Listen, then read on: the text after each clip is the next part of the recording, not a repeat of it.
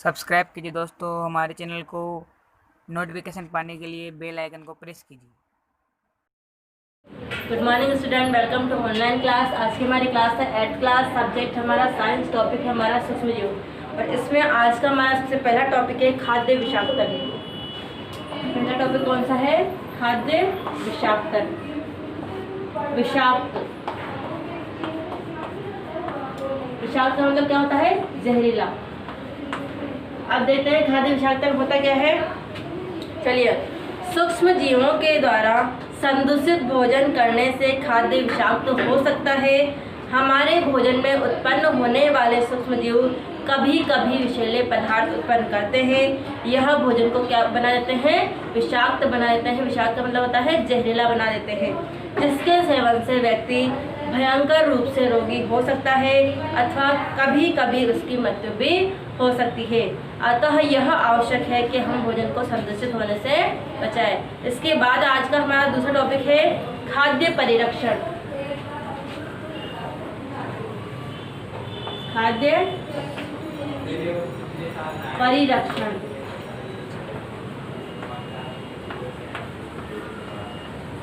क्या होता है? खाद्य परिरक्षण आजकल खुले व नम स्थान पर रखी ब्रेड पर कवक आक्रमण कर देते हैं। क्या कर देते हैं? कवक आक्रमण कर देते हैं। सूक्ष्म जीव हमारे भोजन को क्या कर देते हैं?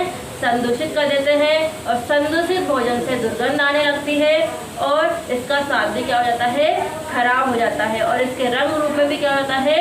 परिवर्तित हो जाता है। इसको बचाने के लिए कुछ उपाय दिए हुए हैं। जैसे कि पहला उपाय है हमारे रासायनिक उपाय है, जैसे नमक व खाद्य तेल का उपयोग सूक्ष्म जीवों की वृद्धि को रोकने के लिए सामान्य रूप से किया जाता है और अतः इन्हें क्या कहा जाता है? परिरक्षक कहा जाता है। नमक व खाद्य तेल का उपयोग किया जाता है तो इन्हें क्या कहा जाता है? परिरक्षक कहा जाता है। हम नमक तथा खाद्य अम्ल का प्रयोग अचार बनाने में करते हैं। अचार में डाला जाता है ना तेल और नमक, तो परिरक्षक के रूप में इसका उपयोग किया जाता है, जिससे सूक्ष्म जीवों की वृद्धि न हो। जैसे सोडियम बेंजोएट व सोडियम मेटाबाइसल्फाइड नामक परिरक्षक है।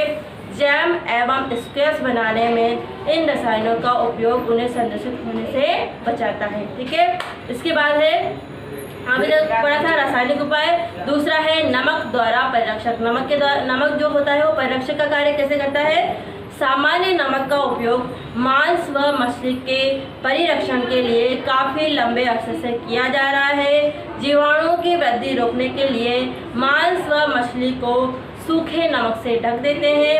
नमक का उपयोग आम, आंवला व इमली के परिरक्षण में भी किया जाता है। ठीक है, इसके बाद है चीनी के द्वारा परिरक्षण। चीनी का उपयोग परिरक्षण में कैसे किया जाता है?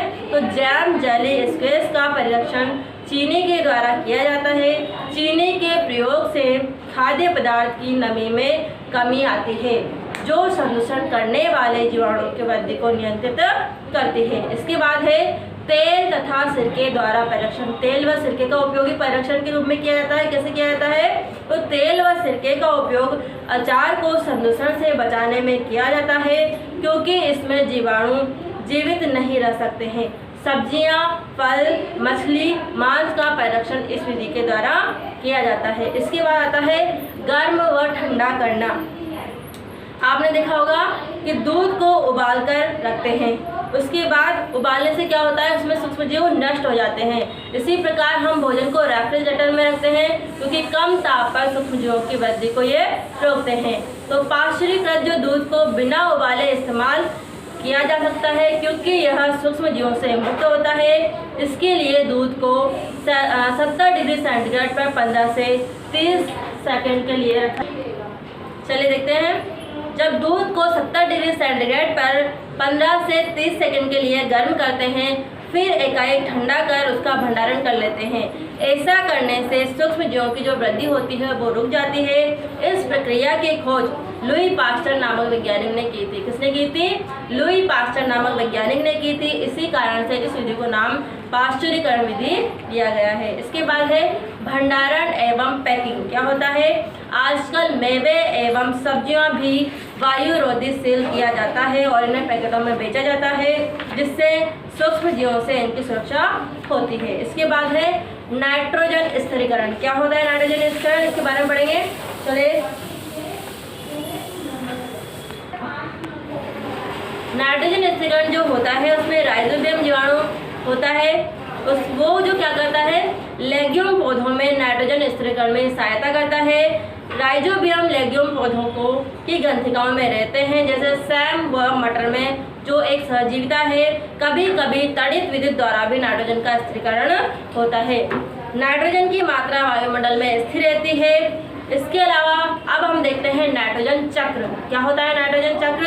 सबसे पहले वायुमंडल में नाइट्रोजन की मात्रा पाई जाती है 78%। कितने परसेंट? वायुमंडल में नाइट्रोजन की मात्रा कितनी? नाइट्रोजन गैस कितने परसेंट? 78%। ठीक है। अब जो क्या होता है, नाइट्रोजन सभी सजीवों का आवश्यक घटक है। सभी सजीवों का आवश्यक होती है नाइट्रोजन, जो प्रोटीन एवं पर्णहरित, इसे बोलते हैं क्लोरोफिल, न्यूक्लिक एसिड एवं विटामिन में उपस्थित होता है। पौधे एवं जंतु वायुमंडलीय नाइट्रोजन का उपयोग सीधे नहीं कर सकते। मैंने पहले ही बताया है कि ये जो पौधे और जंतु होते हैं वो सीधे ही वायुमंडल नाइट्रोजन का उपयोग नहीं कर सकते। तो अब क्या करेंगे, इस नाइट्रोजन को नाइट्रोजन यौगिकों में परिवर्तित करने का कार्य किया जाता है। तो मिट्टी में उपस्थित जीवाणु एवं नील हरित शैवाल वायुमंडलीय नाइट्रोजन का स्थिरीकरण करते हैं और इसे किस में परिवर्तित कर देते हैं? नाइट्रोजन यौगिकों में परिवर्तित कर देते हैं। जब इस नाइट्रोजन यौगिकों में परिवर्तन हो जाता है तो पौधे इसका उपयोग मिट्टी में से जड़ तंत्र द्वारा कर लेते हैं। इसके पश्चात अवशोषित नाइट्रोजन का उपयोग प्रोटीन एवं अन्य यौगिकों के संश्लेषण में करते हैं। पौधों पर निर्भर करने वाले जंतु उनसे प्रोटीन व अन्य नाइट्रोजन यौगिक प्राप्त करते हैं। पौधे एवं जंतुओं की मृत्यु के बाद मिट्टी में उपस्थित जीवाणु एवं कवक नाइट्रोजनी अपशिष्टों को नाइट्रोजन यौगिकों में परिवर्तित कर देते हैं, जो पौधों के द्वारा पुनः उपयोग होता है। कुछ विशिष्ट जीवाणु नाइट्रोजनी यौगिकों को नाइट्रोजन गैस में परिवर्तित कर देते हैं, जो वायुमंडल में चली जाती है। परिणामतः वायुमंडल में नाइट्रोजन की मात्रा लगभग स्थिर बनी रहती है और इस प्रकार से नाइट्रोजन का जो चक्र है वो चलता रहता है। इसे हम चित्र के सहायता से समझते हैं। चलिए देखते हैं नाइट्रोजन चक्र। चलिए देखते हैं नाइट्रोजन चक्र। इसमें सबसे पहले हम लेते हैं वायुमंडलीय नाइट्रोजन। वायुमंडल में नाइट्रोजन कितने परसेंट अभी बताया था मैंने? 78%। कितने परसेंट? 78%। अब इस नाइट्रोजन को क्या किया जाएगा?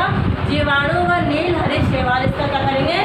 स्थिरीकरण करेंगे। क्या करेंगे? इसका स्थिरीकरण कौन करेंगे? जीवाणु व नील हरित शैवाल इस वायुमंडलीय नाइट्रोजन का क्या करेंगे? स्थिरीकरण करने के बाद इस नाइट्रोजन को किसमें बदला जाता है? नाइट्रोजन यौगिकों में बदल दिया जाता है। सबसे पहले वायुमंडलीय नाइट्रोजन का उपयोग करेंगे, उसके बाद इसका स्थिरीकरण करेंगे। स्थिरीकरण करने के बाद जो नाइट्रोजन होती है उसको नाइट्रोजन यौगिकों में परिवर्तित कर दिया जाता है। अब नाइट्रोजन किसमें बदल गई? नाइट्रोजन यौगिकों में। किसमें बदल गई है? नाइट्रोजन यौगिकों में। ठीक है। अब ये नाइट्रोजन यौगिक कहाँ चले जाएंगे? मिट्टी में। कहाँ चले जाएंगे नाइट्रोजन यौगिक?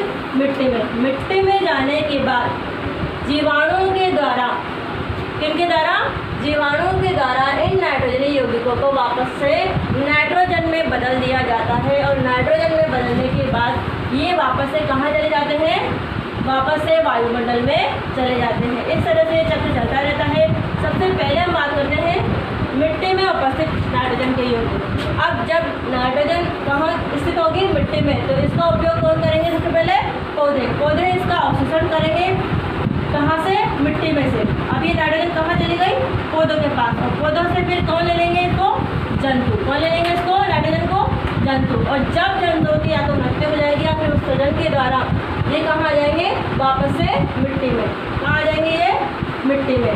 और मिट्टी में अब वापस से कौन आ गए? नाइट्रोजन के यौगिक। अब इन नाइट्रोजन यौगिकों को फिर से किसमें परिवर्तित कर दिया जाएगा? जीवाणु के द्वारा नाइट्रोजन में। और ये नाइट्रोजन कहाँ चली जाएगी?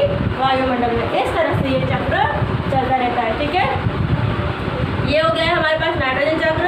आज का हमारा लेसन यहीं पे खत्म हो गया है। इसका आपको होमवर्क करना है और व्हाट्सएप नंबर पे सेंड करना है। ठीक है।